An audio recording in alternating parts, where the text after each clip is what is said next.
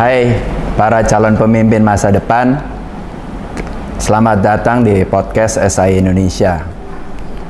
Pada kesempatan kali ini, saya didampingi atau bersama dengan sahabat sekaligus mentor saya, yaitu Bapak Haryanto Prasetya. Halo Pak Sam. Apa kabar Pak Hani? Baik, baik. Sehat selalu Pak? Sehat. Terima kasih untuk waktunya sudah bisa menyempatkan hadir di podcast SAI Indonesia. Dengan senang hati. Pak Haryanto Prasetya merupakan pengusaha sukses yang memiliki usaha dengan PT Sinergia Beauty Indonesia yang memiliki merek dagang Ilvasto dan Qne. Pak, mau tanya sedikit nih, kita sharing-sharing sedikit pengalaman Bapak. Waktu itu Bapak juga sempat setelah lulus kuliah, Bapak langsung bekerja di perusahaan kosmetik di Indonesia, Martha Tilaar Group. Sampai sekarang Bapak juga sudah memiliki perusahaan sendiri. Apa Pak yang bisa di-sharing ke kita Pak? Ya, saya hampir 30 tahun bekerja di Martha Tilaar Group. Dan saya start mulai dari bawah. Waktu itu saya masih ngurusin salon, sampai terakhir saya di PT Sari Ayu Indonesia. Banyak sekali yang saya pelajarin, karena itulah guru saya yang paling besar, paling tinggi di Martha Tilaar Group selama 30 tahun. Kalau disebut satu persatu nggak akan selesai nanti ini. Cuman satu hal atau dua hal yang paling utama yang saya pelajarin adalah pertama tentang leadership. Bagaimana leadership para founder dari Martha Tilaar, yaitu Ibu Martha Tilaar dan Ibu Ratna Pranata. Dan saya sangat beruntung karena saya dapat pelajaran masih dari mereka berdua, karena mereka berdua pada waktu itu masih aktif di perusahaan. Bagaimana leadership para founder ini bisa memotivasi kita semua, dan bukan kita takut, tapi kita segan pada saat itu dan bisa menjalankan apa yang di visi dari mereka.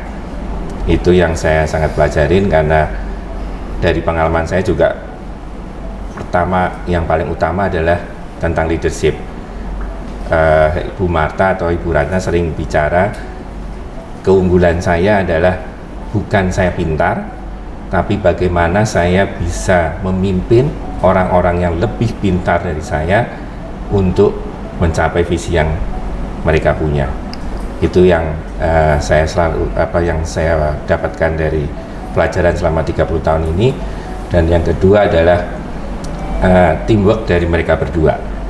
Ibu Martha dan Ibu Ratna itu, kalau saya selalu bilang, adalah gelas dan tutupnya, saling melengkapi dan memiliki kekuatan masing-masing yang berbeda. Itu yang selalu Bapak saya dapatkan. Ya. Oke, jadi memang peran leadership dan teamwork ini merupakan salah satu kunci ya Pak ya, bagaimana Bapak bisa mencapai sampai sekarang, bahkan Bapak sudah bisa membangun bisnis Bapak sendiri. Saya enak ngomong Bapak atau Mas atau Mas Hani atau Pak Haryanto ya. Oke ya, sama aja ya. Oke. Nah, Bapak waktu terakhir di Martha Tilaar Group, posisi Bapak sebagai Direktur Utama PT SAI Indonesia.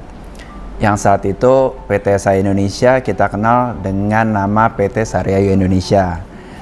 Nah, sejak Bapak hadir di sana, seingat saya waktu itu Bapak juga yang merubah nama PT Sari Ayu Indonesia menjadi PT SAI Indonesia. Apa Pak alasannya Pak? Apa dibalik perubahan nama ini?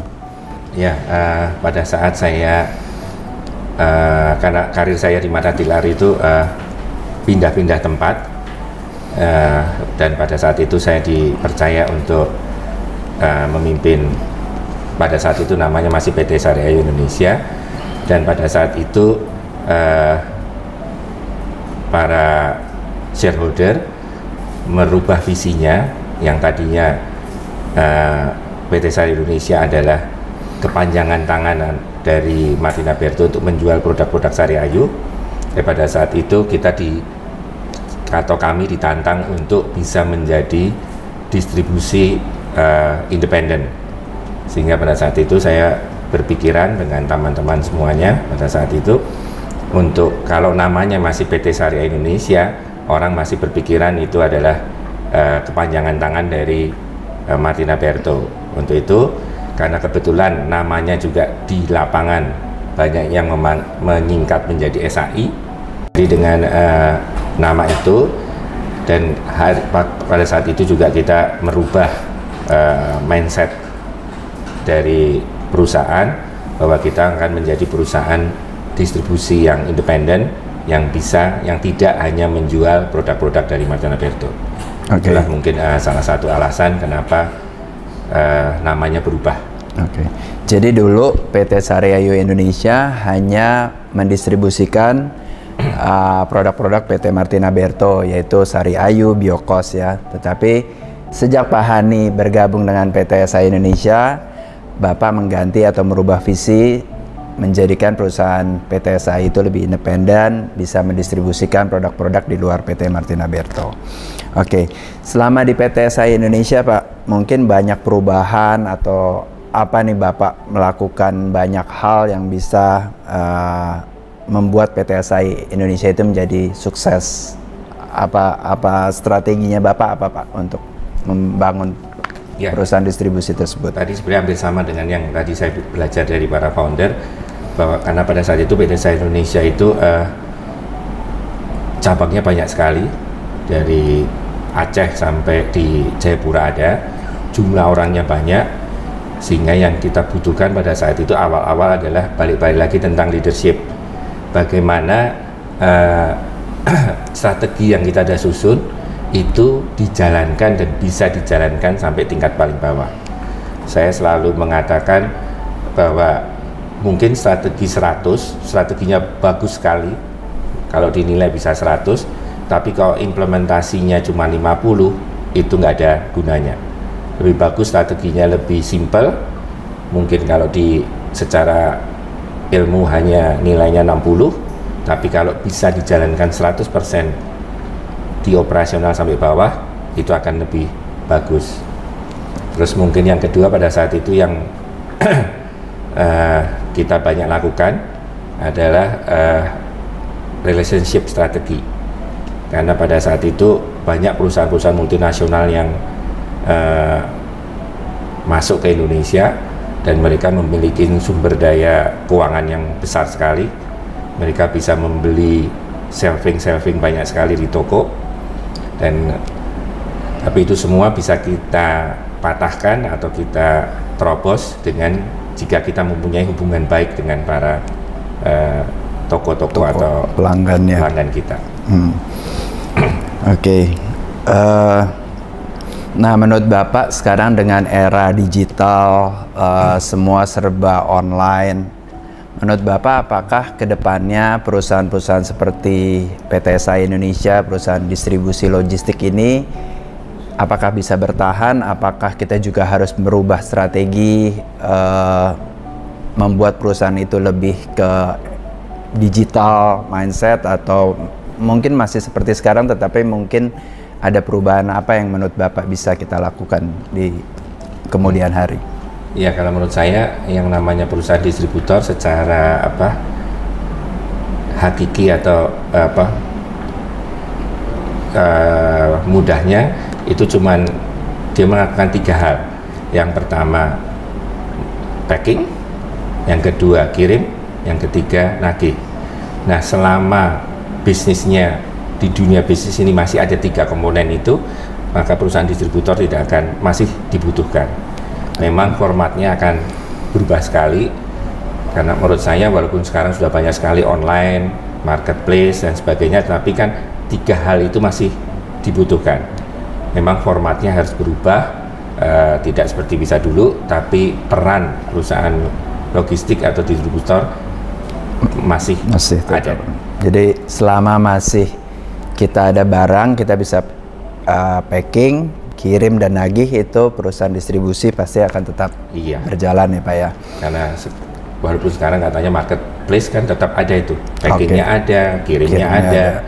Ya mungkin kalau urusan penagihannya akan lebih berubah ke bisa digital payment semua ya sekarang ya Pak ya. Pak, Bapak bisa cerita sedikit Kak usaha Bapak nih, mungkin bisa sharing juga PT Sinergia Beauty Indonesia itu bergerak dalam bidang apa, dan mungkin Bapak sekarang sudah mempunyai berapa cabang, mungkin produknya juga sudah kemana-mana, sudah mungkin ekspor juga, mungkin sedikit cerita Pak. Ya, PT Sinergia kita menjual produk-produk untuk salon.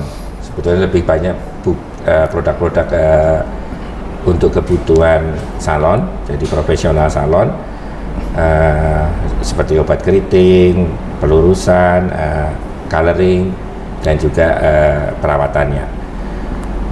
Kita sekarang ada di seluruh Indonesia, kita punya 20 cabang. Kita belum ekspor, tapi kita baru menjajakin, tapi kita juga distribusi atau kita punya joint venture juga dengan perusahaan namanya Kyone, itu dari Belanda yang umurnya sudah 100 tahun. Itu juga sama, produk-produk profesional, dengan bedanya dengan produk-produk Sinergia, dia lebih ke segmen yang lebih atas. Oke. Ya Pak, pertanyaan terakhir. Bapak sudah 30 tahun bekerja di perusahaan secara profesional ya Pak ya. Lalu Bapak sekarang juga sudah mendirikan perusahaan sendiri. Menurut Bapak enakan kerja sebagai profesional atau sebagai pengusaha sendiri Pak? Mungkin bisa sharing sedikit suka dukanya Pak. Ya, semua pasti ada plus minusnya ya. Dulu pada saat saya kerja profesional lalu kerja sendiri, pikiran saya waktunya lebih banyak. Tapi ternyata enggak, karena kerja sendiri itu waktunya membutuhkan waktu lebih banyak. Sabtu, Minggu, kadang-kadang baru berlibur pun kita tetap masih harus bekerja. Biasanya untuk jawab pertanyaan atau strategi-strategi yang disusun. Semuanya pasti ada plus dan minusnya. Mungkin enaknya kalau kerja sendiri kita lebih fleksibel ngatur waktu kita. Tapi stresnya juga banyak karena usaha sendiri. Kadang-kadang orang berpikir usaha sendiri kalau usahanya udah maju sudah enak. Sudah enak ya Pak ya. Belum tentu. Apalagi akhir bulan kayak gini ya Pak ya. Harus ada pengajian ya Pak ya. Karena biasanya kalau perusahaan yang baru berkembang itu kebutuhan cash flow-nya juga lebih besar daripada yang sudah stabil. Pak, pertanyaan terakhir, apa pesan Bapak nih selaku yang sudah berpengalaman di dunia usaha dan dunia profesional untuk anak-anak masa depan, anak-anak milenial atau generasi Z? Ya, yang pasti ilmu itu tidak pernah habis. Dunia sekarang khususnya dengan era digital ini berubahnya sangat cepat, dan untuk anak-anak muda khususnya sekarang ini adalah era kamu, bukan era-era kita nih yang sudah berumur. Ini adalah era kamu, manfaatkan sebaik-baiknya untuk bisa menggali perubahan-perubahan yang ada dan mempelajarinya.